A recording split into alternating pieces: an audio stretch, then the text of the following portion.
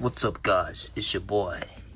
Today I'm going to do a 2-year review of my New Balance 550s, show you how they've held up after 2 years, show you the wear and tear, show you what I like about them and what I don't like about them. Hopefully it helps you make a good long-term decision on buying a shoe and not just buying a shoe because it's hyped and it's trendy. Now, let's talk about the pros. Overall, this New Balance shoe is very well made. 2 years of wearing it once or twice a week for the entire 2 years, and these have held up pretty well. Not a lot of creasing on the toe box, which I absolutely love. If you look at like a pair of Air Force Ones, they crease up so quickly even after a month of wearing. Whereas these New Balances, the creasing on the toe box is very, very minimal.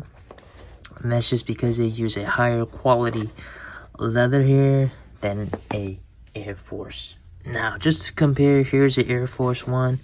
These I had for quite some time. I would say I had these back in 2019.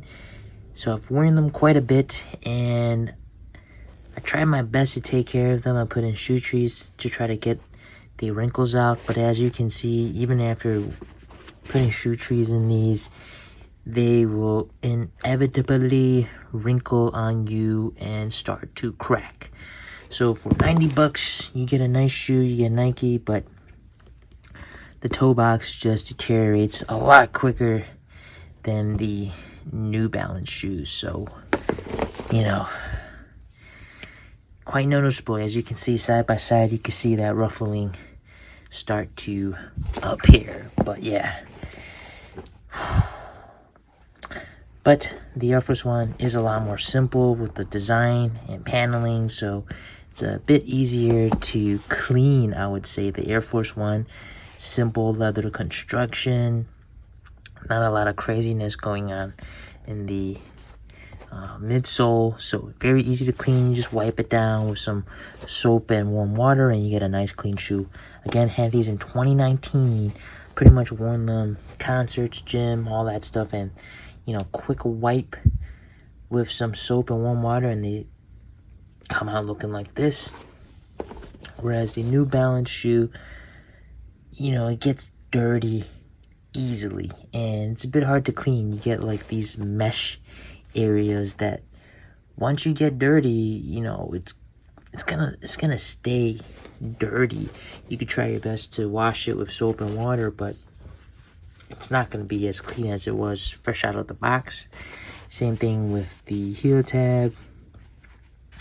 This thing is gonna darken over time, so that's one thing I don't like. Same thing for this mesh part.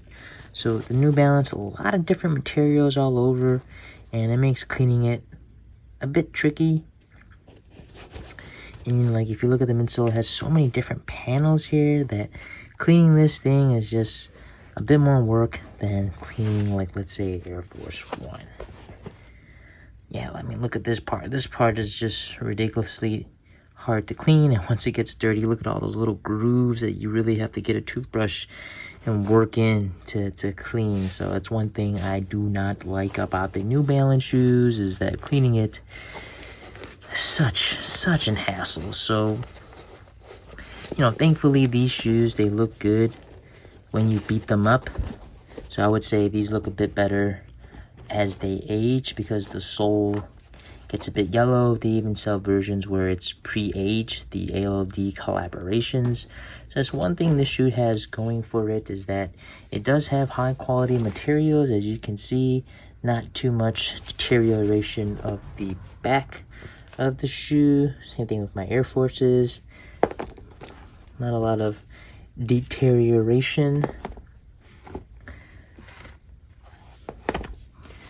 But yeah, these do look really well as they age. Laces, again, just like Air Force laces, light. Now, one thing that I really don't like about the New Balance shoe is the tongue. The tongue just flops around and it doesn't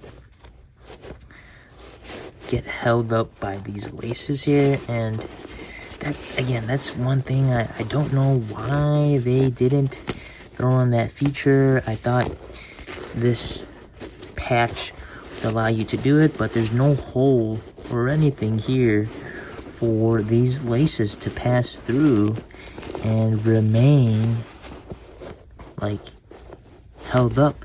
So if you're trying to put the shoe on, sometimes you might hit this tongue and the tongue might get messed up as you put your shoe in because something's holding it up. Whereas like the Air Force, it has like a little tab right there which holds this tongue up.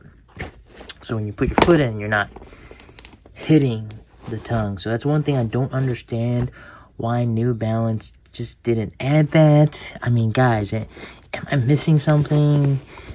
Is this supposed to be here and I'm just not using it correctly? Like a secret pouch here or something that I don't know of? I don't know. So yeah, that's one thing I don't understand, why they didn't just throw that in there. Such a huge quality of life thing that's so easy to do. Now, comfort, oh my gosh, these are so comfortable out of the box. More comfortable than like a Air Force One. There's a lot of good cushioning in here, and that's one thing I love about New Balance shoes, is that they are very well cushioned, and you can remove this insole that they have added in there. And then you take a look at the inside. But yeah, it's a quality insole, kind of like a Dr. Scholl's insole, like the cheapest one, but very good, very supportive. Very, very nice quality shoe for 90 bucks. I remember back in 2021, 2022, these were so hard to get. Now the hype has died down and you can pretty much pick these up for retail, and I absolutely love that. You can style it up or down, but I like wearing it with just regular everyday clothes. So yeah guys, this is my 2-year review. Shoe has held up very well. Only downside is cleaning it is a bit of a chore, but I feel like they do look better as they age, so I'm not too worried about cleaning these. Quality is still there, nice premium materials, and yeah, it's a great alternative to an Air Force One. But it definitely has a lot of different panelings and whatnot, so you know, it's a bit more sporty, I would say, than an Air Force One. But yeah, 2-year review. Loving my New Balances. Ciao.